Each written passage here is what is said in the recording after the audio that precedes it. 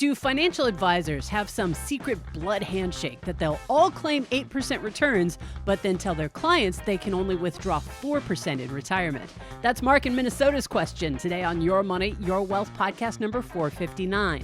Plus, should Matthew in Seattle quit the DIY approach to his finances and hire a fee-based financial planner?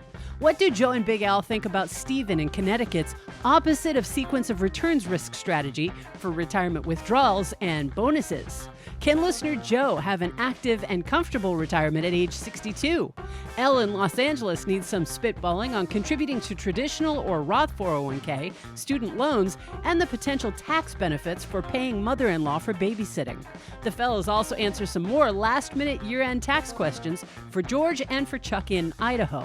If you've got money questions, go to yourmoneyyourwealth.com and click Ask Joe and Big Al on air. Remember, voice messages get priority, like this one coming up on tax loss harvesting from Mike in Colorado. I'm producer Andy Last, and here are the hosts of Your Money, Your Wealth, Joe Anderson, CFP, and Big Al Clopine, CPA. 'Tis the seasons. Yeah.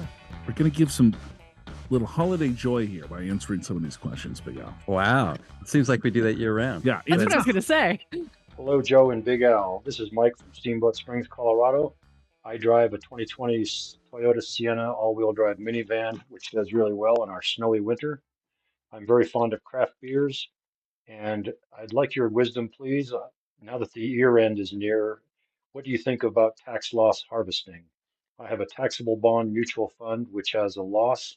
What are the negatives of selling for a loss? And is there any reason not to sell for a loss? I just read that I should sell shares that are specifically identified rather than average cost. I'd appreciate your general advice. Thank you very much. I enjoy your show and get laughs and lots of wisdom from it. All right, Mike, thanks for the question. Tax loss harvesting. So let's explain what that means and the benefits, and then we can say, does it make sense or not? Yeah. So tax loss harvesting simply means you bought in a stock or bond, mutual fund outside of retirement, right?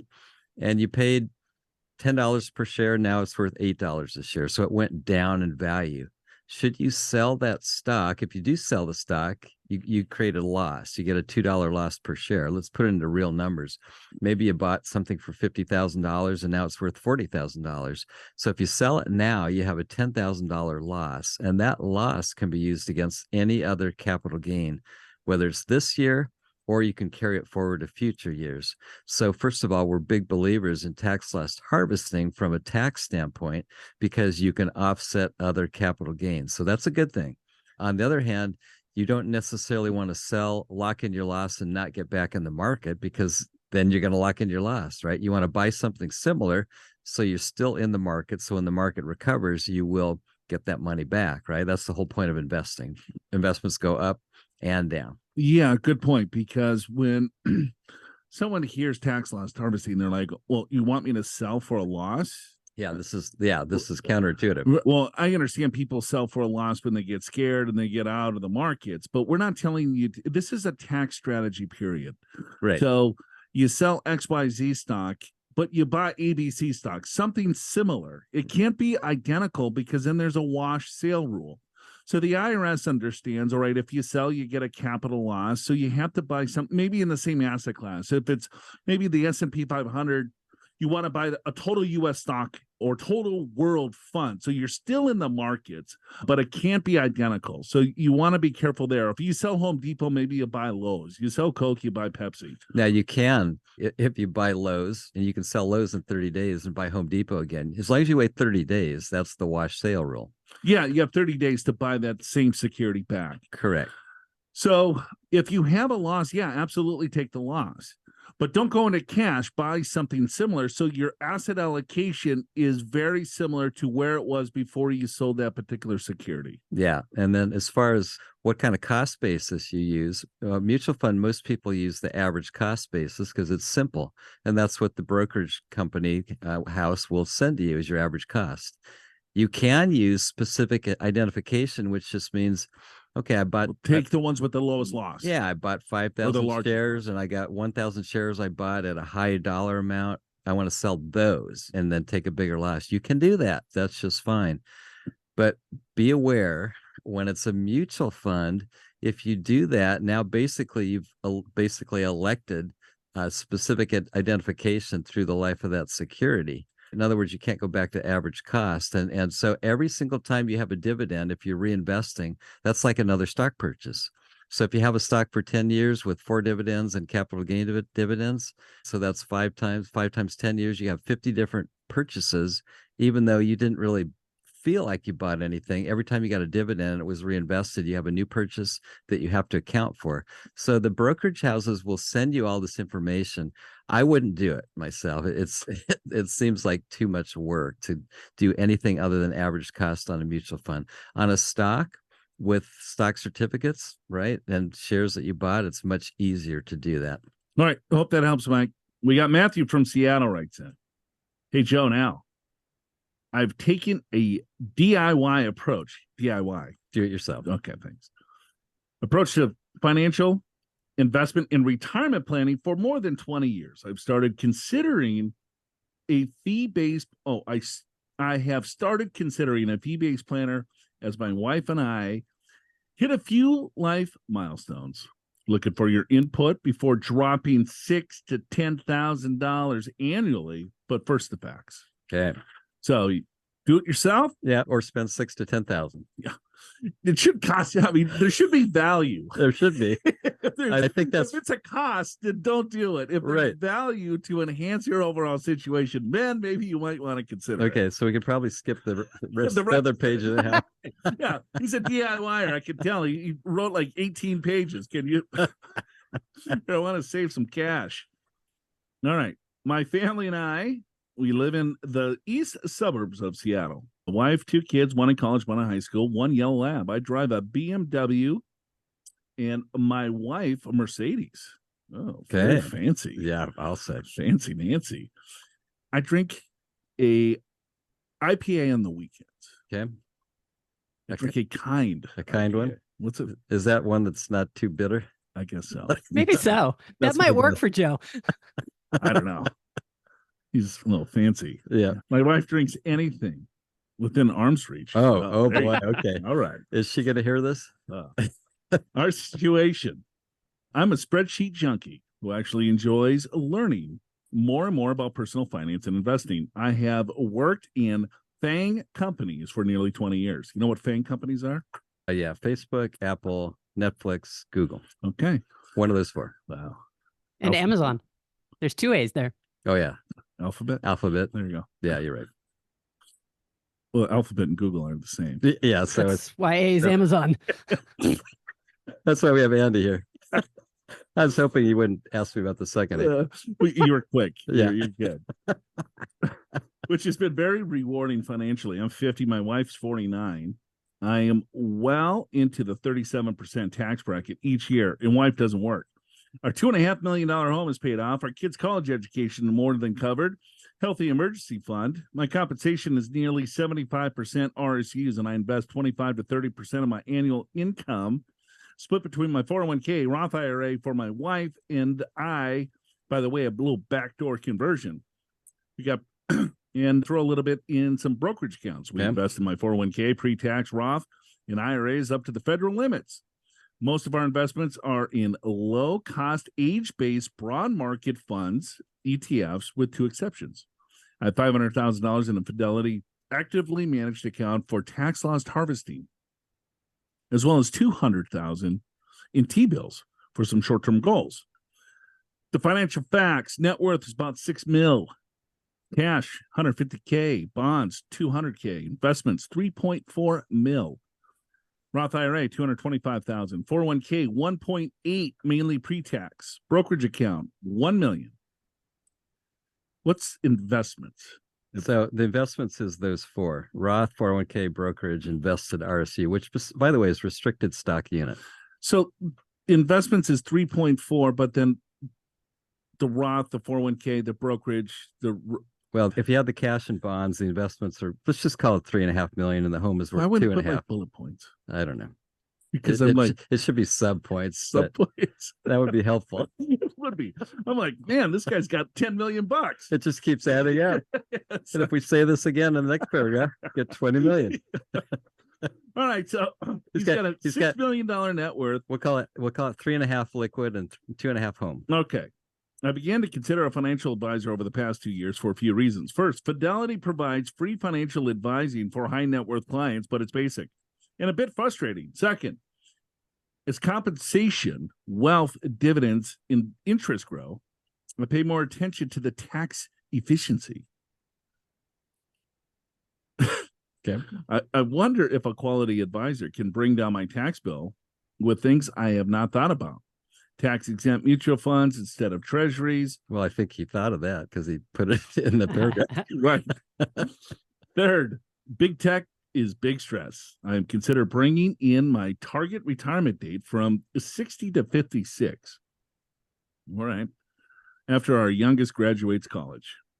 I think a quality advisor may be able to provide guidance and position our investments for retirement over the next 5+ years. To give you an idea of how hands-on I am, here are items I handle myself. Oh boy. Oh, Can't wait to.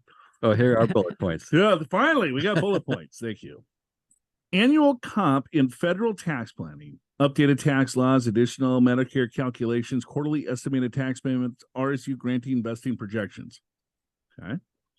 He does a little investment-related tax calculations on interest and dividends. He does backdoor Roth conversions. Like it. Semi-annual compensation, investing, how much, which accounts, etc., cash flow and tax planning, annual charitable giving strategy. Okay. Annual, semi-annual investment allocation review, reviewed by Fidelity Advisor. Semi-annual refresh of endpoints of Fidelity retirement planning tools, Monte Carlo simulation.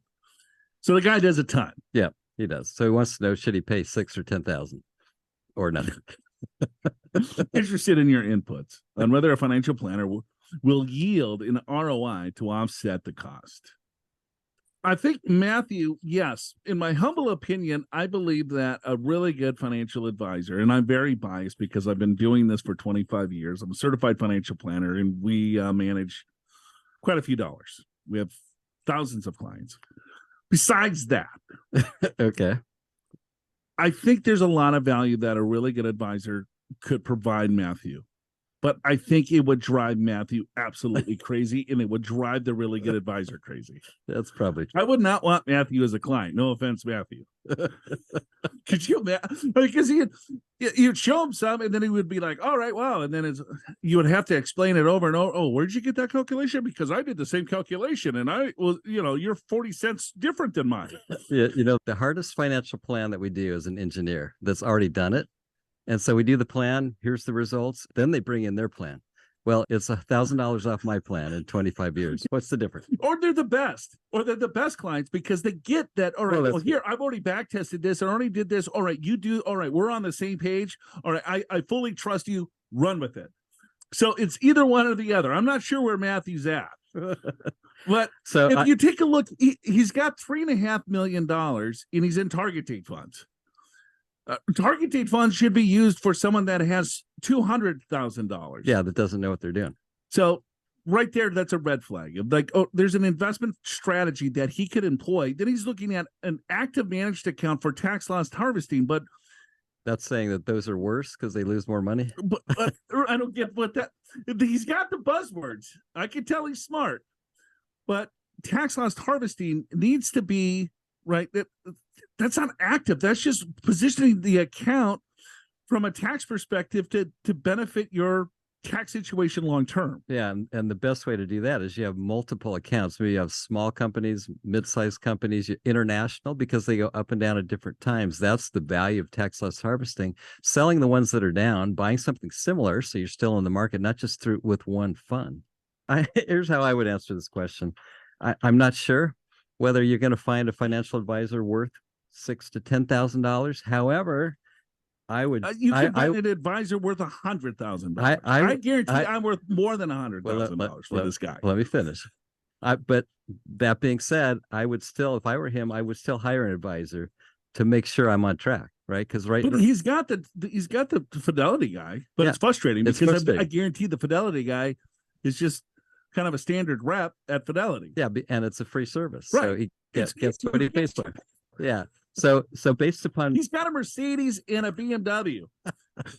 so I'm going to say, Matt, based upon everything that you said, I would hire an advisor for a year or two to make sure you're on track, and then see for yourself, is this worth it for you or not? If it is, continue. If not, then don't. But at least you'll get a second opinion, a second detailed opinion. Go to an advisor that really does deep level financial planning. Just looking at the portfolio alone, right? In a volatile market, as you rebalance different asset classes versus a target date fund, even though it's a glide path, and I get all of that stuff, right?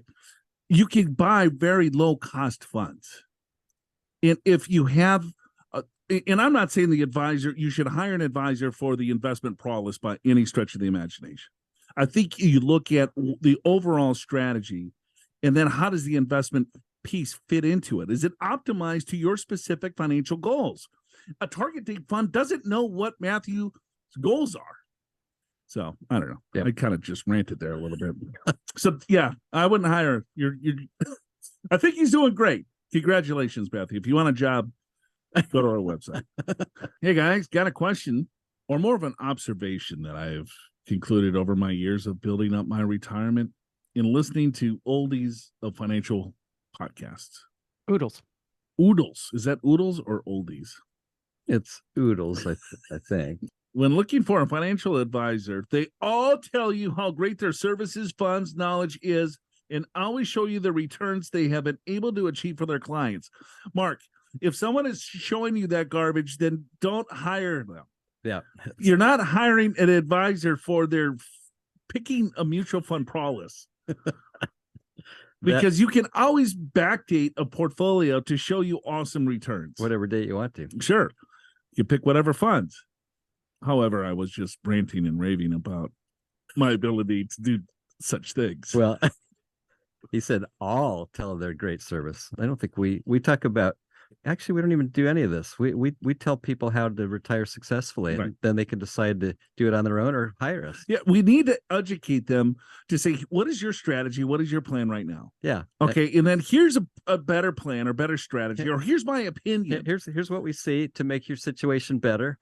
Any questions? And then decide. Sometimes people say thanks, and sometimes people say, great, I don't know how to do it. Can I hire you? Yeah, you know what? That makes a lot of sense. Yeah. Because to hire an advisor, it should save you money. Right. Or it should increase your wealth, or it should save you time. It should save you stress or unnecessary mistakes, or all the above. All right. Let me digress. Okay. All right.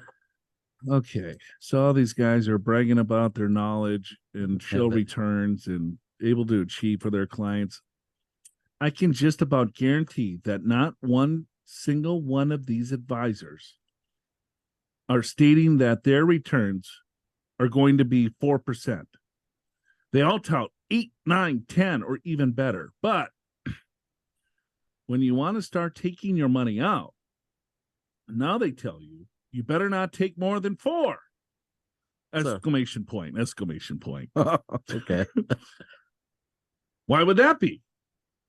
When you sold me on going with you initially, you told me to get those great returns. But now that I want to withdraw and reduce your assets under management and lower your pay, is this a client of mine? I think so. It's a former client.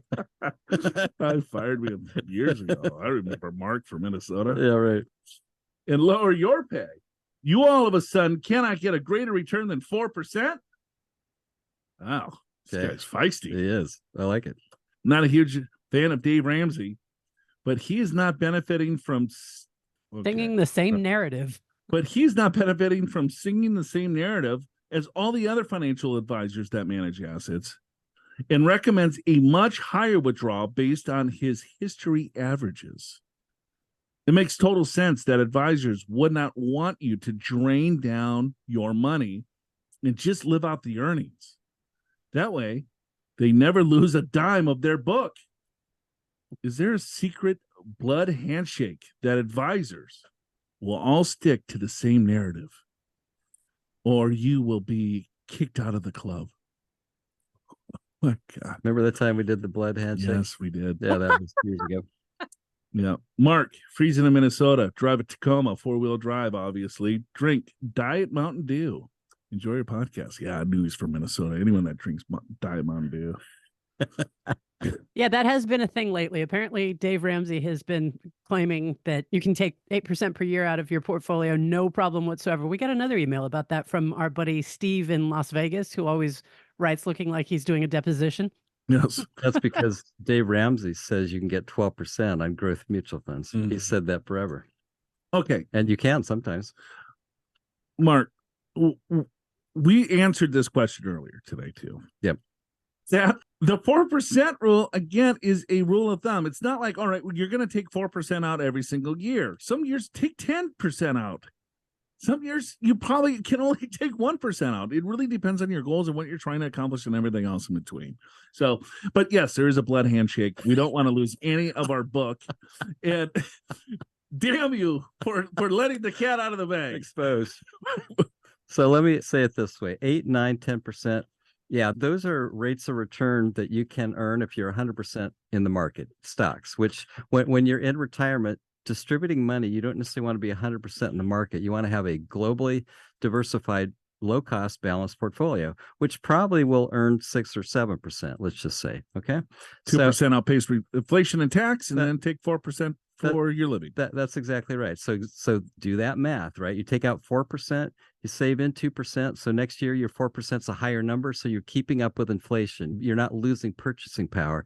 Plus, that helps you with sequence of returns risk. If the market goes down 20%, it takes years to recover, right? It's not like you've been taking everything out and now you don't have enough money. So that's the whole point here. Yes. And the second point is what you already made, which is this is something you evaluate each and every year. 4% is an initial guideline, but it's based upon your circumstances, your goals, what happened in the market, your life expectancy, changes in your health, all kinds of things. This can change dramatically based upon your own circumstances. And then these are average rates of return. Right. Average rates of return in our industry is very dangerous. Yes. Because if you look at, all right, Al, let's say you're up 50% one year, you're down 50% the other year, but your average rate of return over those 2 years is what? It's negative. Well, it's zero, right?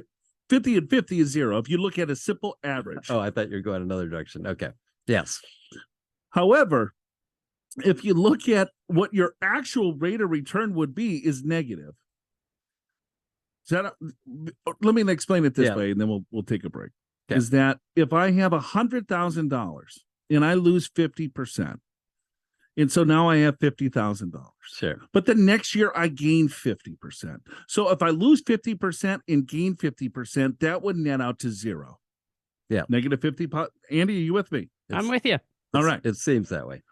So that's an average. But if you look at it from a dollars and cents perspective, as you're taking distributions from a portfolio, I'm down 50%. My 100,000 went to 50,000. Now I'm up 50%. But the 50% that I'm up is on a half of my dollar figure. Yeah. So that's 25,000. So now you're at 75,000. I'm at 75,000, but my average rate of return over those 2 years is zero. That's correct. But I have $75,000. Let's say now you're taking dollars out of that portfolio. I'm still not breaking even. And then that's how you can see portfolios just blow up on people. So from a safe perspective, right? Don't take 4% out of your portfolio. Please don't do that. Take as much as you think you need, but understand that each year is going to be different. If you take out more than 4% one year, you might have to take out a little bit less the next. Or if the market's doing really well, who cares? Take your bonus. God, I'm just... You're fired up today. Find out exactly how much you can afford to take out in retirement. Spend a couple minutes with our retirement calculator at EASIRetirement.com. That's EASIRetirement.com. It's free.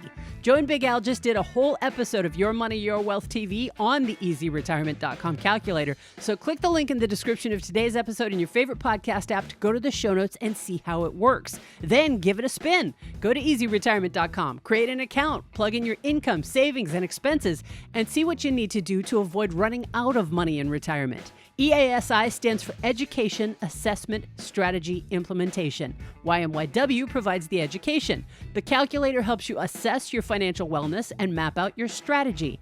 Then talk one-on-one with an experienced financial advisor to begin implementing your plan. Try it yourself now at EASIRetirement.com and let us know what you think. EASIRetirement.com. Okay, we got Stephen from Connecticut. He writes in, he goes, hello all. In thinking about retirement spending, is there a framework whereby you start with a 3% withdrawal rate at age 60, which would be the spending floor through retirement, but are able to bonus yourself if you get the opposite effect of sequence of return risk? For instance, if you start with a $3 million portfolio, thus $90,000 spend, but get lucky and have a 30% increase within 2 years, could you cash out some or any amount of the rate of inflation? Okay. Maybe give yourself a $200,000 bonus that year, bringing your portfolio balance to $4,200,000, which haven't we had questions like this in the past? I think so. Yes. Okay.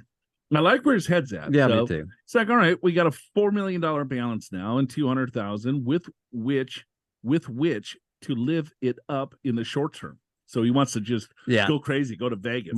Market's good. Let's enjoy. Let's go.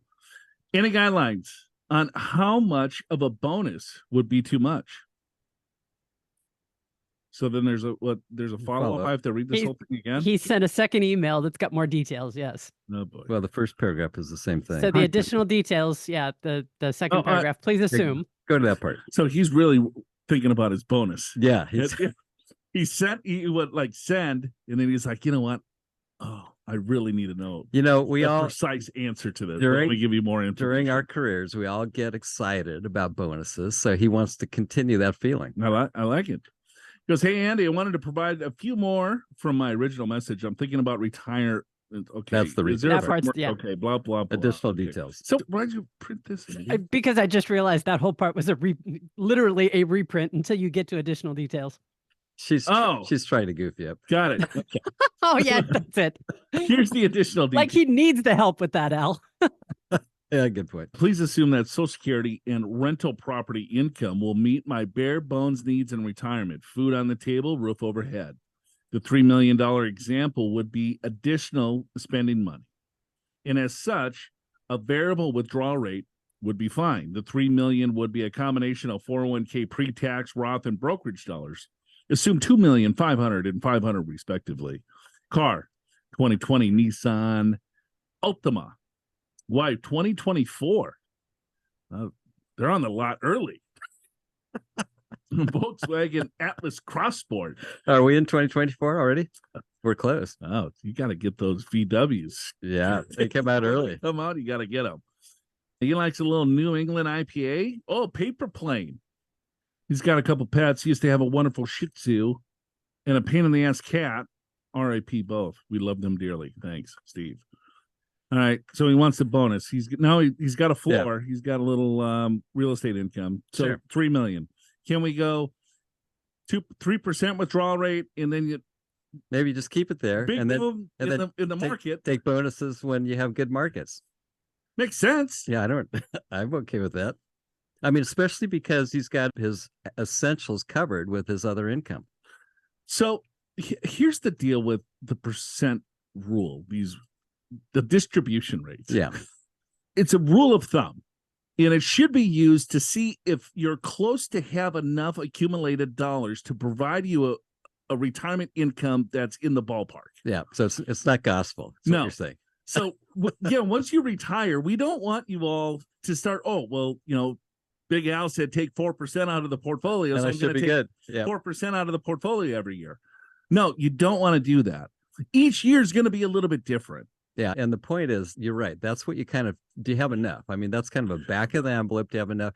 Each year, you should be monitoring this and adjusting as appropriate. Because the reason for it is that, all right, I have $200,000 and I want to spend $50,000 a year from the portfolio. Okay, your money's gone in 4 years. It's over with, or it could be sooner than that. Yeah. So the 4% rule or the 3.5% rule, from our opinion, is to help you gauge how big of a nest egg that you should have. It's more or less a roadmap for an accumulation destination. How much money should be in my retirement account? How much money should I have liquid to help me provide income? Is that 2 million, 3 million, 5 million, 500,000? Do not use that rule as a distribution gauge. You want to make sure that you map it out. You want to look at the tax implications of the income. You need to change the portfolio. So just be careful when we're spitballing this stuff. It's really to help you see if you're on track. But when you start pulling the plug from your paycheck to create another paycheck, it's a totally different ballgame, and there's a lot more complexities in there. Yeah, so I will say a couple things here that I'll add. So the fact that bare bones needs in retirement is already covered means that you can be more flexible on your distribution rate, because for the average person that has a big shortfall, let's say, for example, then you may want to be careful here, because certain years you're going to have a great market, but certain years you're going to have a negative market, right? And so the negative market years, are you going to put back 4%? Probably not. You already spent it. Right. You got the bonus of 200,000, but now the market's down 30% the next year. That's right. So now it happens. Wait, where did that 200 go?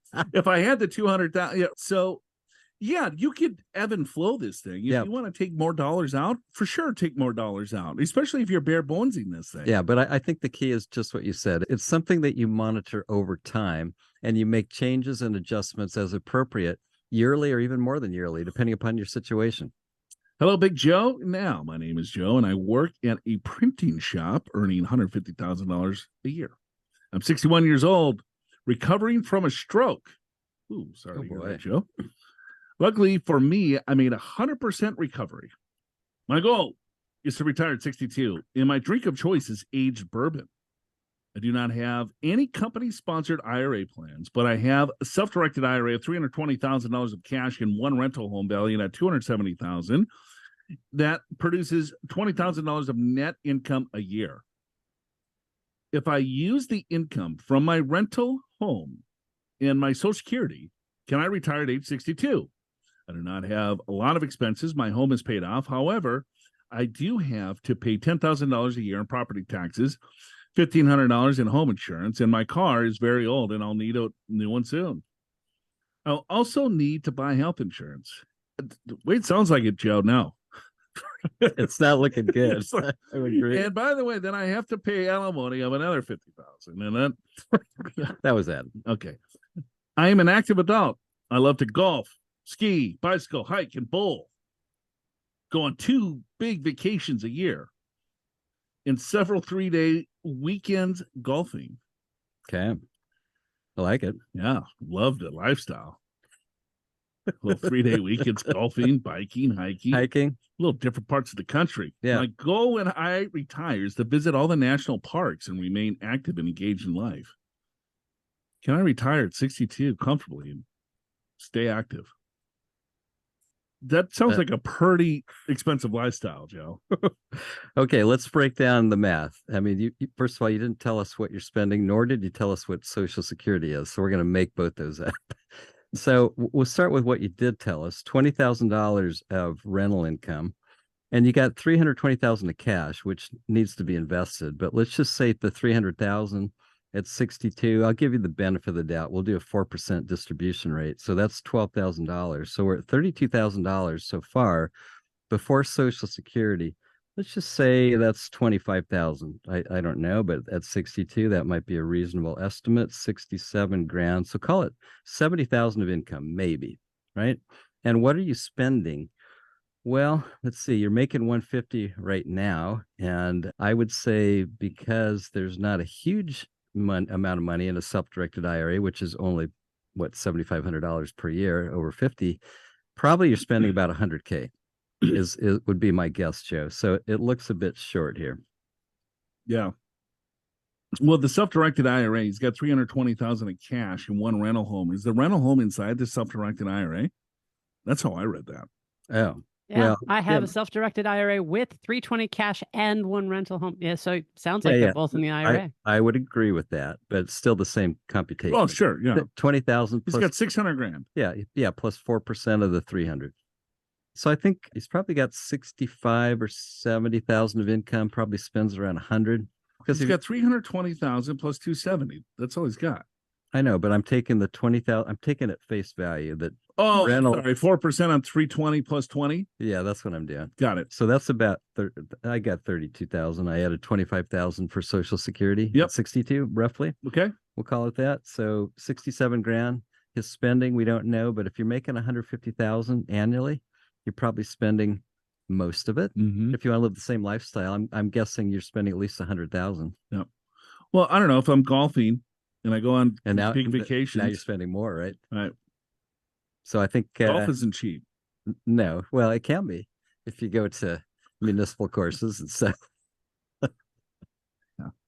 Anyway, it seems a little tight. A little short. I think. But hold on, he's 61. Okay. Yeah. Another year. Yeah, another year. I think probably you either work a few more years or you work part-time to bridge the gap, and it could potentially do it. I'd love for you to push your Social Security out a little bit longer to get a bigger number. Yep. So do I.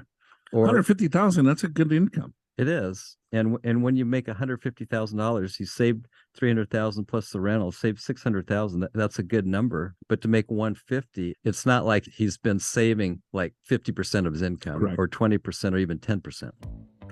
All right. Thanks for the question, Joe. Sorry. Got to work a couple more years. Ever donate to those birthday fundraisers on Facebook? Or give an old car to your local public broadcast station? Or write a check to support your favorite charity? It feels good, right? But those may be completely missed opportunities to save big on your taxes and give even more to the causes that matter to you. Learn 6 secrets to bigger tax savings from your nonprofit donations on the latest episode of YMYW TV with the lovely Allison Alley, CFP, alongside Joe filling in for Big Al. Watch the show and download the companion Tax Smart Charitable Giving Guide from the podcast show notes to get your strategy in place before year end. Click the link in the description of today's episode in your favorite podcast app to get there. Then share the show and the free resources with your friends. Got Ellie from Los Angeles writes in. Hey, Joe, Al, my name is Ellie. I've just started listening to your podcast. Love it. Oh, love you, Ellie. Might be L. Or is it L? Oh, yeah, it is L, like L McPherson. Uh-huh. Yeah.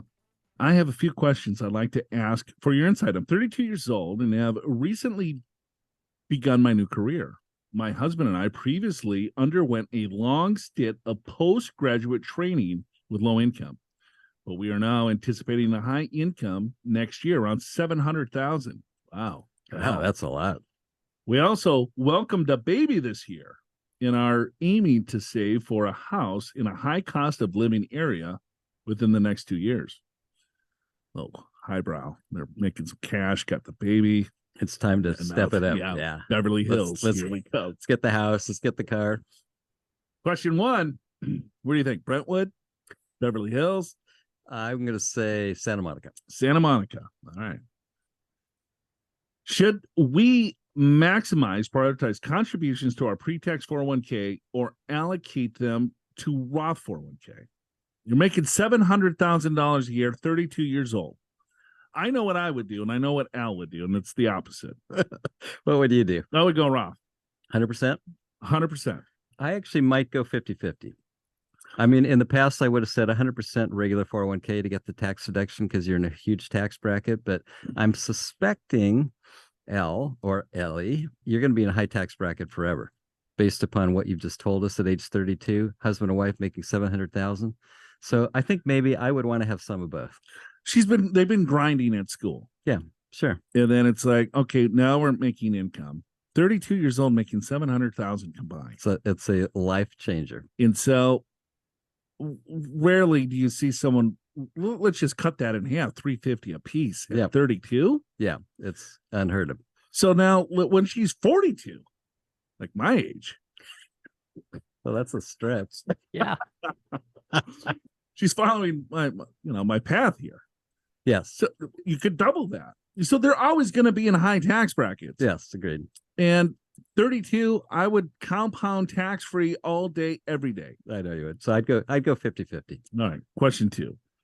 We currently have a student loan balance of $60,000 and an interest rate of 5.5. Should we pay it off now, or is it better to focus on saving for a down payment for our future home? I would 5.5% is not awful. Agreed. And 60,000 isn't that bad either. Isn't ton. I mean, the monthly payment's probably minimal. Yeah, get the home you want. Yeah, I would. Yeah, start saving, or You could do some of both. some. But I mean, definitely make sure you're maximizing your 401k or Roth 401k to the match. I mean, that's what we'll tell you right off the bat. Don't leave that money. But it sounds like you're wanting to maybe fully fund, which I agree with.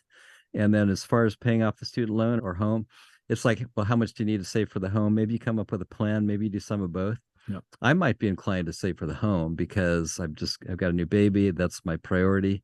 I've got 60,000 of debt. Yes, but it's a reasonable interest rate. It's not like it's $1 million. We've seen $1 million of student loan debt Yeah. where it's like, okay, this is like priority. I thought that there was going to be a big student loan number. I thought there'd be another zero on it at least. Yeah.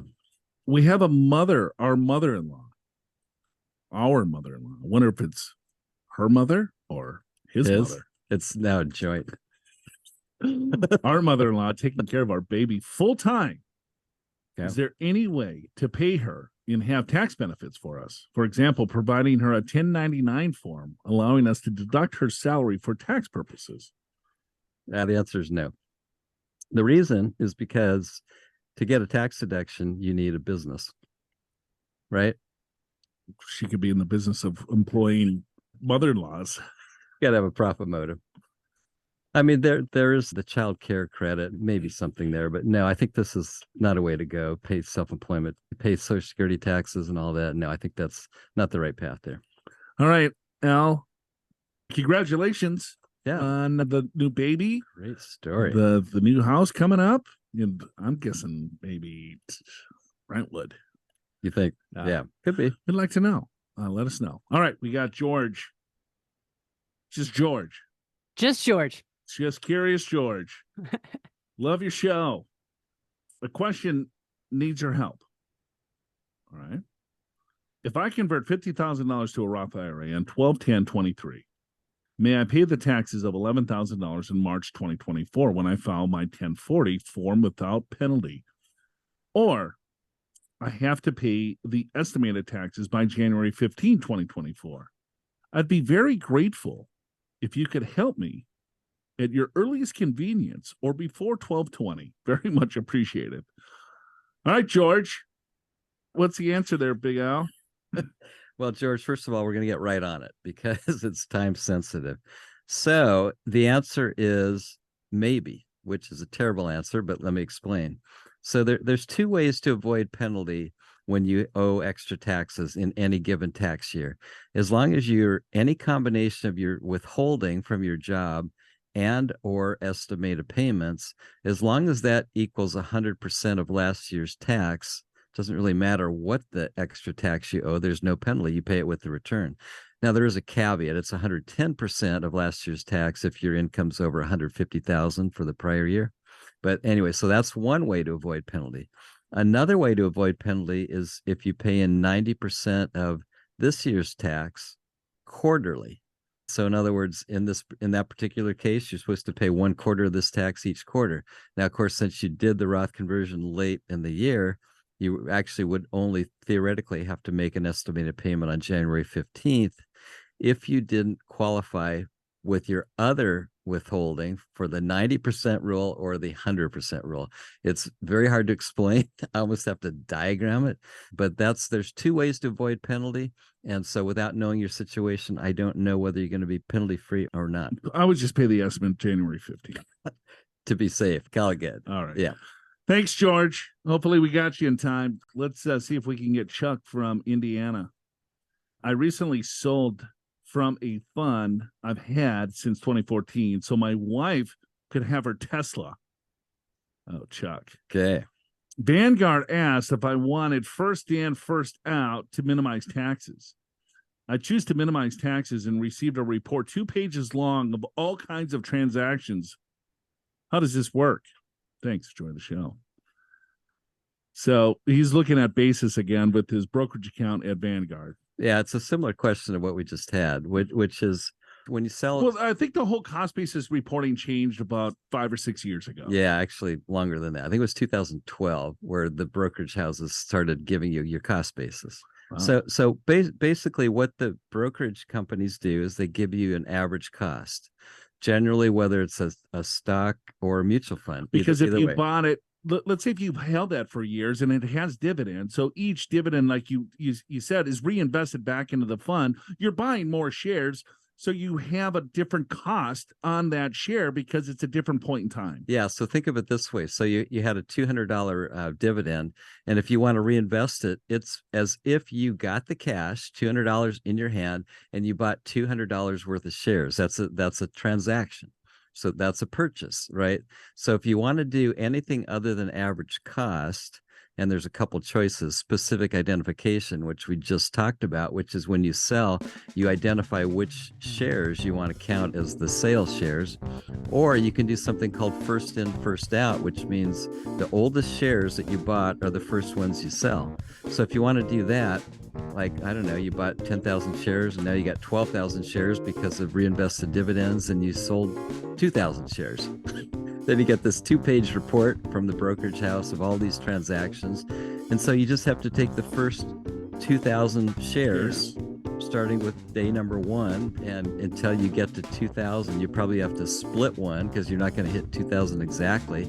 And then whatever that cost basis is, your cost basis. But then you got to keep that method on a go-forward basis, which most people, myself included, don't want to do. Just use average cost. It's much simpler. We got to get out of here. I'm done. It's over. Sayonara.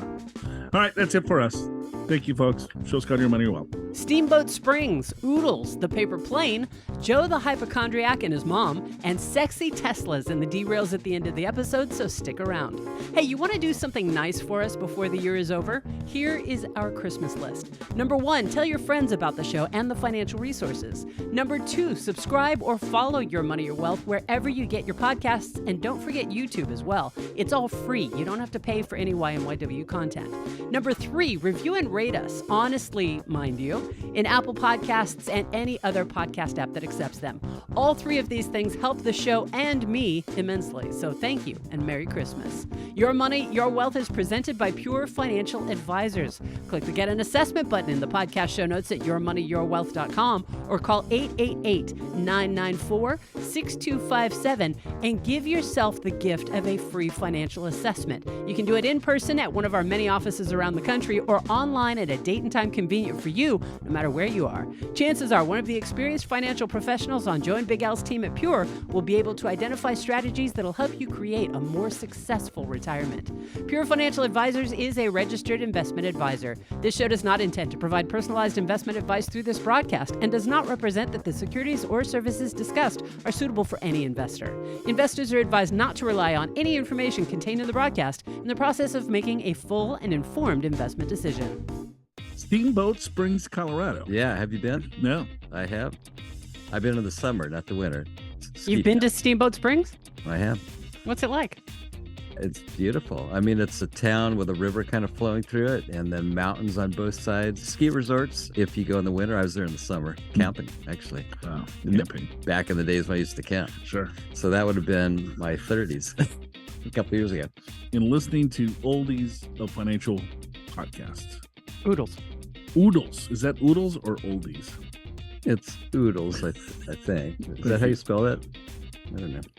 Oodles. You could either way. OODLES? Oodles. Oodles. When's the last time you used the word oodles? I can't recall ever using that word. Have you? No, I'm going to use it now. I'm going to have oodles of cocktails this week. Got it. Well, we are having our holiday party. Yes, we are. Party. Yes. 'Tis the season. Ubers for everyone. Yeah. Oodles of Ubers. Oodles of Ubers. Yes. Remember that? Yep. What was the paper plane again? Hold on. Let me check that out. Yeah. Gin, lime, maraschino liqueur, and green chartreuse. Of course. Why didn't we remember that? Oh my God. Or maybe was it the paper plane that someone? Yeah, it was. And here's another one that's actually Maker's Mark Bourbon and Aperol and Amaro. So, okay. Well, I guess there's different versions. My goal. No, I'm getting blurred vision now. Are you? Every time I hear, Get you stroke, about stroke? oh God. Are you approaching a big birthday? Not for a while. Not for a while.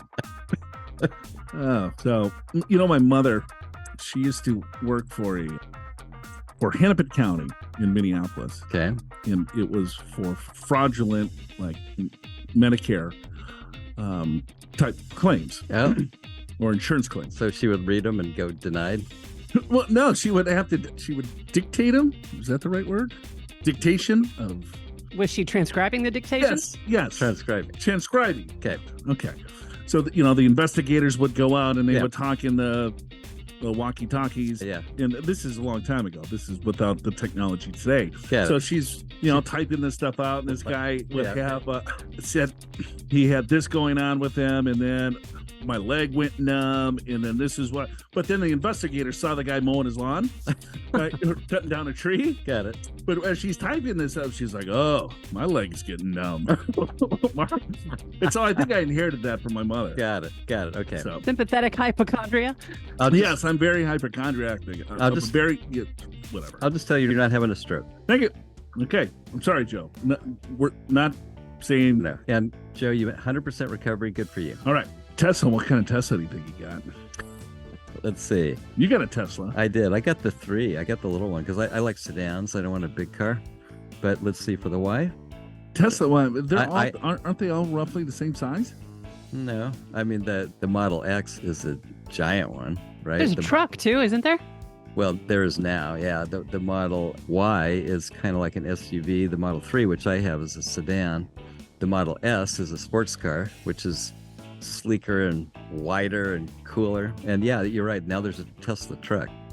Wow, you're really up to date on your Tesla. I got them all. Well, the acronym is sexy for Teslas. The Model S, the Model 3, if you turn that around, it's an E, the Model X, Oh my and the God. Model Y. Okay. Wow. That, I think, was on purpose, to be honest, is what I've read.